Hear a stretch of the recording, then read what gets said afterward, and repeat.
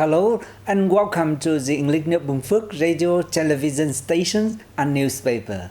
Now take a look at our top story as usual. Binh Phuoc leader hosts citizen meeting. Binh Phuoc striving to attract investment. Young startup impress exhibition goals with unique products. Prime Minister Phạm Minh Chính meets voter in Cần Thơ city. Vice President met with foreign leader in Kazakhstan. Mekong Tourism Forum kicked up in Quảng Nam province. Ladies and gentlemen, Secretary of the Binh Phuoc Provincial Party Committee Nguyễn Mạnh Cường has hosted a reception with local citizens to address their concerns. Secretary Cường and authorities from departments and sectors in Đồng Xoài City and Đồng Phú District heard opinions on land acquisition and compensation and the granting of land use rights certificates. Sharing their concerns, he said the settlement of petitions is the responsibility of local authorities. But some citizens spoke of issues from 20 years ago. The legal system has been adjusted a great deal, making it difficult to address such issues under existing law, he said. He asked that provincial inspectors coordinate with departments and sectors at the grassroots level to hold direct dialogue with citizens to identify solutions to their concerns in line with the existing legal system. The Binh Phuoc Provincial People Committee has announced a plan on attracting investment from the private sector and foreign countries during the 2021-2025 periods. The Provincial People's Committee has requested that focus should be given to the quality of investment projects rather than quantity. Binh Phuoc aims to attract businesses from the US, Europe, Japan, the Republic of Korea, and Singapore, with a priority on cutting-edge and environmentally friendly projects. It also hopes to draw investment into diverse fields such as education, vocational training, healthcare, culture, fitness, tourism, and the environment. On the sidelines of the 12th Congress of Ho Chi Minh Communist Union chapter in Binh Phuoc Province, young startups left an impression on West and authority after showcasing their unique product and a photo exhibition. On display are local products such as fruit, mushrooms, cashew nuts, turmeric starch, herbal tea, wood prints, calligraphy, brocade, and natural latex pillows. These are outstanding products created by young startups as part of the local One Commute One Product program. Meanwhile, the photo exhibition highlighted local youth activities such as educational efforts, revolutionary movements, and local party building works. The photos were attached with a QR code so that visitors can access the homepage and see more than 200 photos from the exhibition.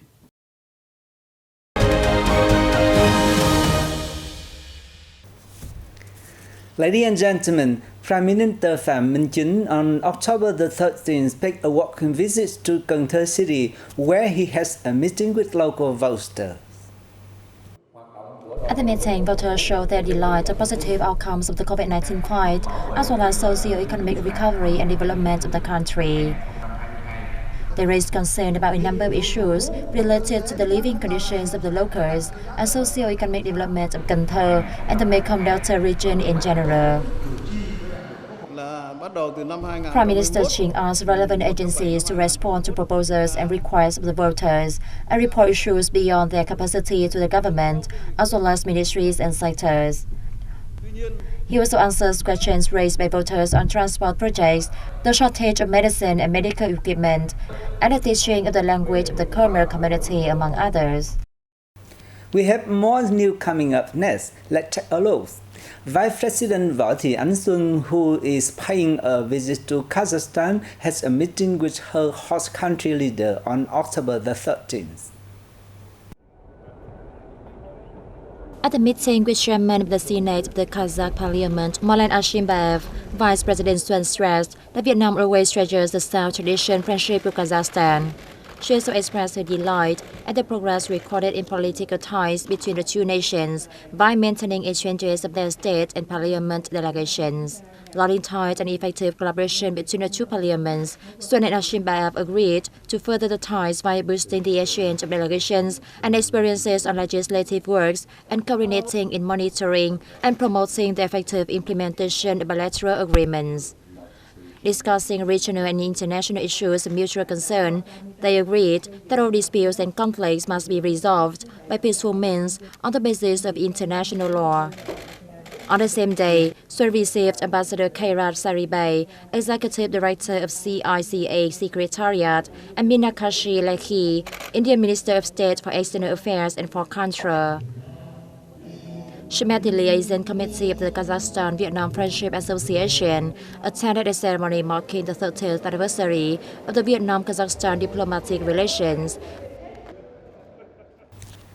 On October the 12th, VietJet announced that it will open direct flight from the central city of Nha Trang to Almaty City, the commercial and cultural center of Kazakhstan.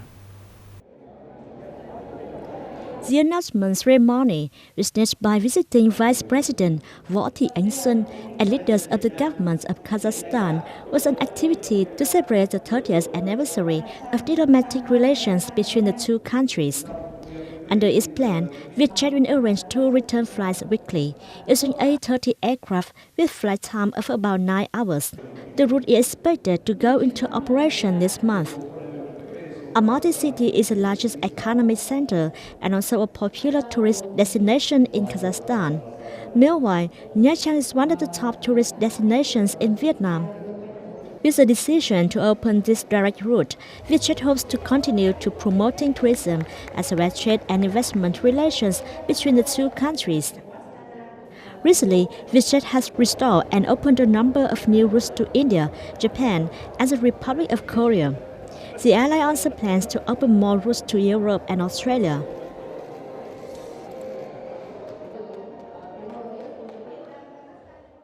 The 2022 Mekong Tourism Forum opened in Central Province of Quảng Nam on October the 12th with the participation of more than 250 delegates from Vietnam and other Greater Mekong sub-region nations, as well as international tourism organizations. The forum themed Rebuild Tourism, Rebound with Resilience, featured 3 interactive expert-led panel discussions centering on measures for sustainable tourism recovery, development and promotion, new methods to connect sustainable tourism suppliers and buyers, and technology to unlock green tourism opportunities. The domestic market. As far as international markets, right now we're at about 30%, so 30% of what we saw in 2019. But Central Vietnam has enormous opportunity to not only reach 2019 levels, but exceed 2019. First held in 1996, the Mekong Tourism Forum is an annual event for tourism development and cooperation in the Greater Mekong Sub-region, which comprises Cambodia, China, Laos, Myanmar, Thailand and Vietnam. We have positive outcomes coming, and it's going to be maybe slower than many people would hope for. But I think we're already seeing some positive results, and I think the important thing... The forum is an opportunity for stepping up tourism promotion and cooperation. Quảng Nam is committed to the sustainable growth of the tourism industry and protecting the natural environment. According to insiders, Greater Mekong Sub-region nations pay attention to policies, regulations, and investments necessary to ensure tourism recovery and sustainability, particularly in terms of quality infrastructure and nature-based solutions. Ladies and gentlemen, Vietnam ranked the 4th in the list of most Google tourist destinations by Australians over the past 20 years, according to Google. Japan took the lead in the rankings, followed by New Zealand and Thailand. In July, the Australian Bureau of Statistics also revealed that Vietnam was among the top 10 most popular destinations for Australian travelers in July, with more than 18,500 Australians visiting the Southeast Asian country in the month. Before the COVID-19 broke out in 2019, Australia was the ninth biggest source of tourists to Vietnam, with about 383,000. After both countries reopened their borders, the number of Australia's visitors to Vietnam has risen considerably.